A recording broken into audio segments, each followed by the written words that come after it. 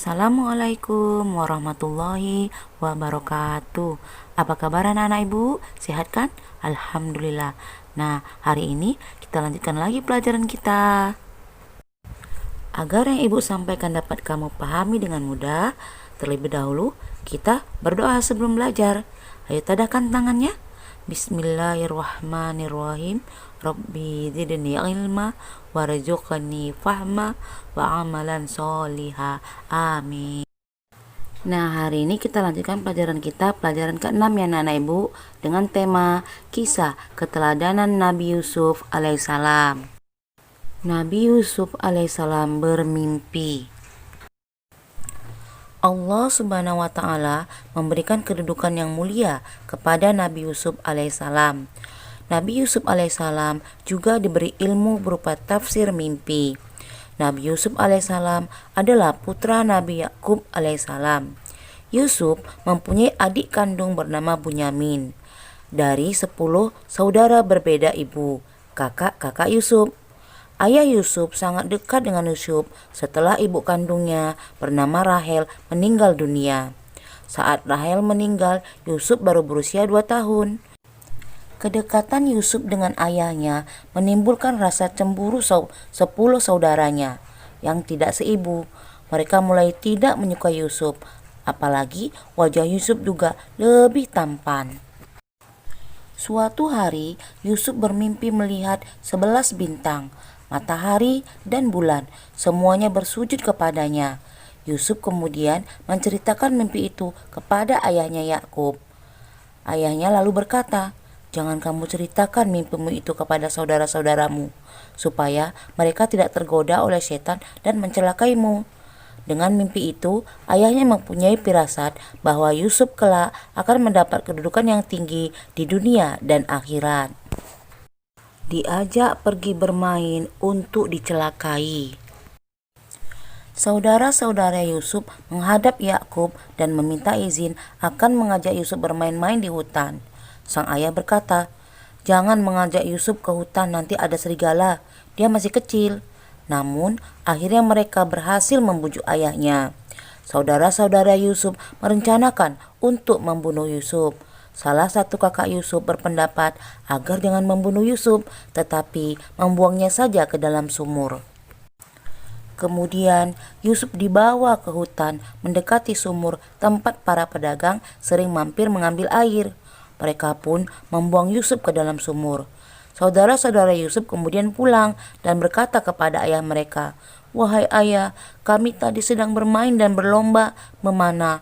Lalu kami tinggalkan Yusuf di dekat barang-barang kami. Tiba-tiba ia dimakan serigala. Apakah ayah tidak percaya kepada kami?" Mereka menunjukkan bekas baju Yusuf yang berlumuran darah. Ayahnya berkata, "Sebenarnya hanya dirimu sendirilah yang memandang baik urusan yang buruk itu. Hanya bersabar adalah yang terbaik bagiku. Dan kepada Allah subhanahu wa ta'ala aku memohon pertolongannya terhadap apa yang kamu ceritakan." Diselamatkan saudagar. Tidak lama kemudian ada saudagar yang melewati sumur itu dan mampir untuk mengambil air. Ketika menurunkan timbanya, Nabi Yusuf alaihissalam berpegangan pada timba dan ikut ditarik ke atas. Saudagar itu terkejut bukan kepalang mendapati anak kecil bergelantung di timbanya. "Huh, hai kawan-kawan, ini ada seorang anak yang bisa kita bawa dan kita jual sebagai barang dagangan." Sesampainya di pasar, Yusuf dijual. Pembelinya adalah penguasa di negeri itu. Sang pembeli meminta kepada istrinya Zulaikha agar memperlakukan Yusuf dengan baik. Waktu berjalan terus, lambat laun Yusuf menjadi pemuda yang cerdas. Mimpi raja. Pada suatu hari, raja bermimpi melihat 7 ekor sapi betina yang gemuk dimakan oleh 7 ekor sapi betina yang kurus, 7 tangkai gandum yang hijau dan 7 tangkai gandum lainnya yang kering.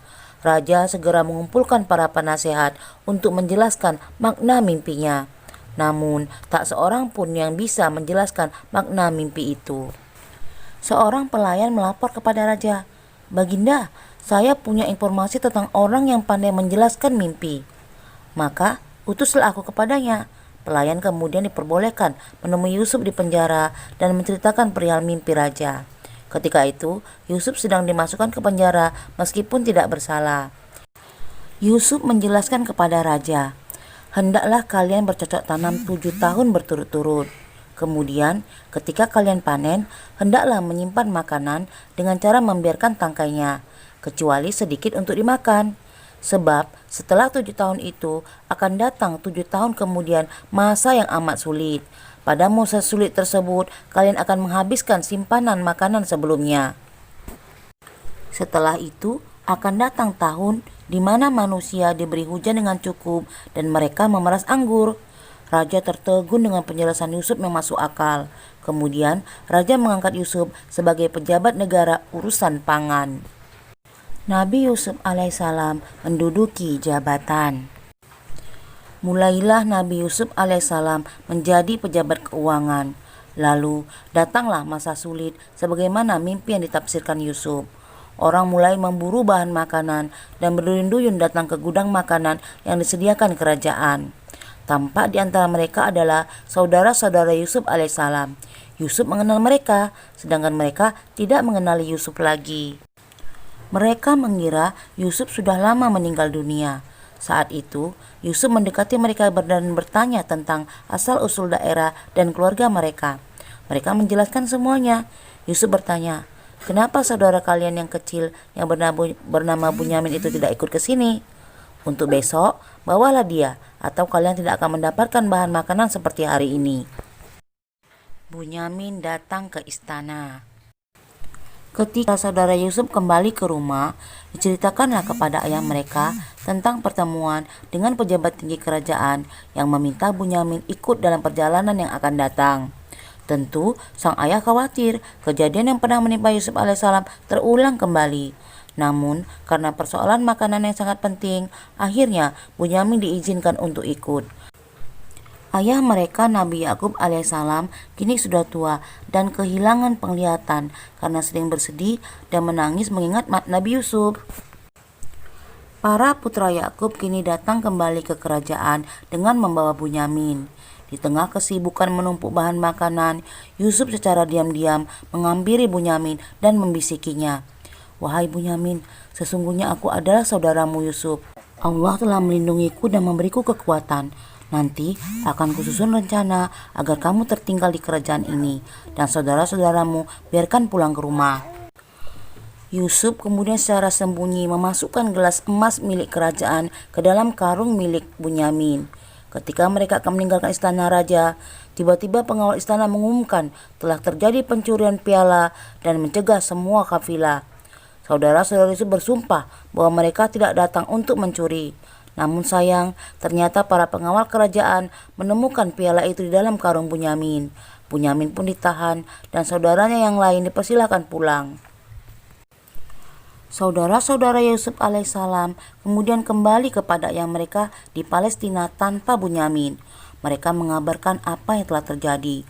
Ayahnya bertambah sedih mendengar kejadian yang menimpa dan berkata, "Wahai anak-anakku, pergilah kalian mencari berita tentang keberadaan Yusuf dan Bunyamin dan jangan kamu berputus asa." Saudara-saudara Nabi Yusuf alaihissalam menyadari kesalahan. Sewaktu mengambil makanan berikutnya, Yusuf alaihissalam mempertemukan Bunyamin dengan saudara-saudaranya.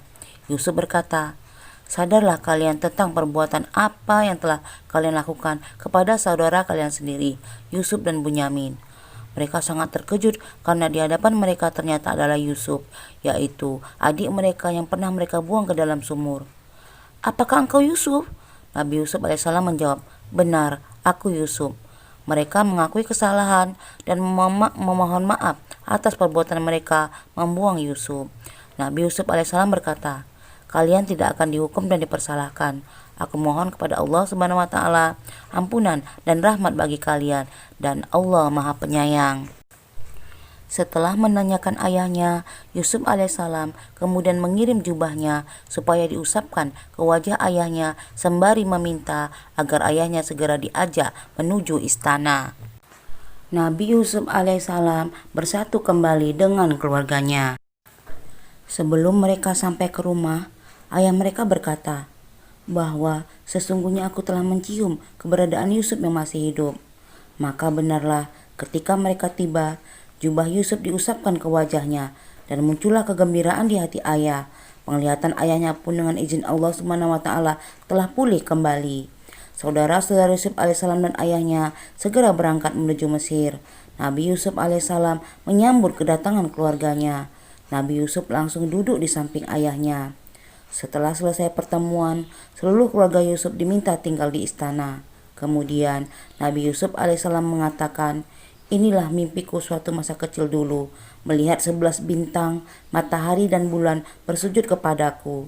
Allah Subhanahu wa taala mewujudkannya dengan banyak kebaikan kepadaku dan membebaskanku dari penjara serta mempertemukan kita kembali." Nah, demikianlah anak-anak ibu kisah keteladanan Nabi Yusuf alaihissalam. Nah, sekarang tugas anak-anak ibu adalah mengerjakan Ayo Berlatih 2 nomor 1 sampai dengan 4 halaman 80 di buku paket. Nah, pelajaran hari ini ibu cukupkan sampai di sini. Ibu akhiri, wabillahi taufik wal hidayah. Wassalamualaikum warahmatullahi wabarakatuh.